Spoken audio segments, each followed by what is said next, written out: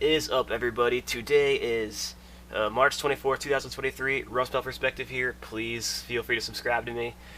And today we're going to be talking about the state of Pennsylvania in the 2024 election cycle. And as you can see by the title, if it were to go red, that would be bad news for the Democrats. And a few days ago I covered the state of Iowa and why if that went blue, it would be bad news for the Republicans, and now we're going to talk about Pennsylvania. That's kind of that state for the other party.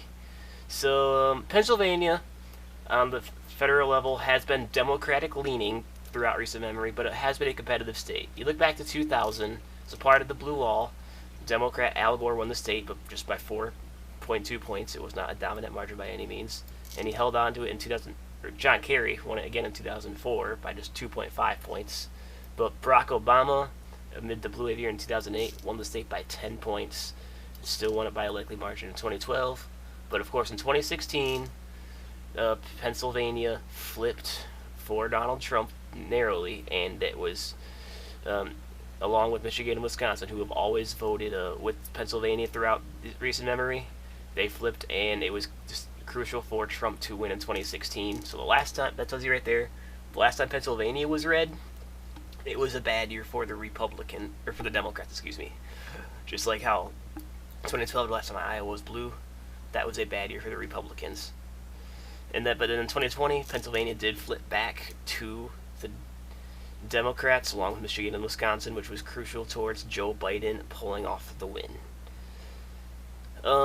So Pennsylvania, like most other states in the nation, is a state that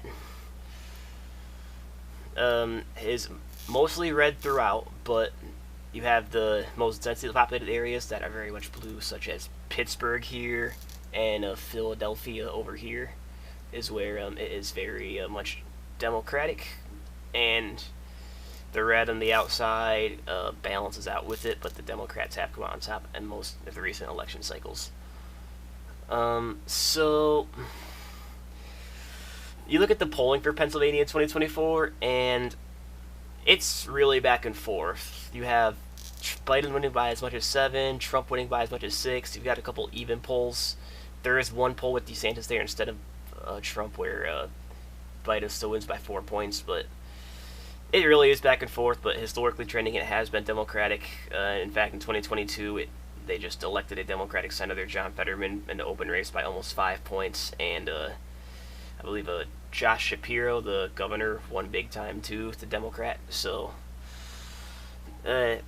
has voted more blue than not throughout recent memory. But like I said, the last time Pennsylvania was red was bad news for the Democrats, and it totally could happen again. It's not like the Democrats are blowing the Republicans out in this state by any means. So another thing to look at, you look at the presidential map here for 2024. If the Republicans were to win Pennsylvania, they would almost certainly also take Wisconsin with them, because Wisconsin always votes to the right of Pennsylvania. Michigan, it's a good possibility they could take it with. It's not a guarantee, though, because usually Michigan is a little further left than Pennsylvania. But even without Michigan, it's still very close, and the Republicans would just need one more state to win at that point. And if you take Arizona and or Georgia, states that voted to the right of Pennsylvania in both 2020 and the 2022 Senate races, make those red, and it's a successful presidential bid for the Republicans. So Pennsylvania is has 19 crucial electoral votes that neither party wants to leave the chance here, because you see I just made those three. If I were to put this back at blue, it's a lot closer, and the Republicans would be in danger of losing. So these 19 votes here, electoral votes, are huge for the Republicans and the Democrats. If the Republicans can flip them, it's very bad news. And look at the Senate level here. If in 2024, if the Republicans were able to win Pennsylvania, you'd have to almost certainly imagine Wisconsin would go with them, and with the wide open race in Michigan, you'd have to think they would go with them. So at that point, the Republicans would have swept the Rust Belt here.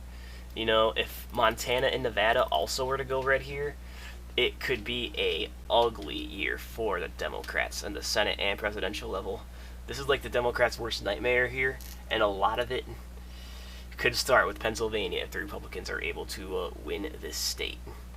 So that's pretty much all I got for this quick video. I showed you similarly to how Iowa, when they went blue last time, it was a bad year for the Republicans, and why it would be very bad for them again. It's same case with Pennsylvania. In fact, you look at the Senate election. The last time it went red was 2016 on the Senate level, and this was a bad year for the Democrats. Democrats were supposed to have good chances to win not only Pennsylvania in the Senate, but Wisconsin, Missouri, Indiana was supposed to be in play for them. Florida was supposed to be in play for them, and none of that came to be for them. And Pennsylvania was the narrowest margin that the Republicans did win by. So Pennsylvania was a very big tipping point for the Republicans in their successful year. The time before that it went red was 2010. And 2010 was one of the biggest red tsunamis we have seen. It's definitely the biggest one we've seen recently. No red tsunami has been as big as this one since. So yeah, a red Pennsylvania is bad news for the Democrats on multiple levels, and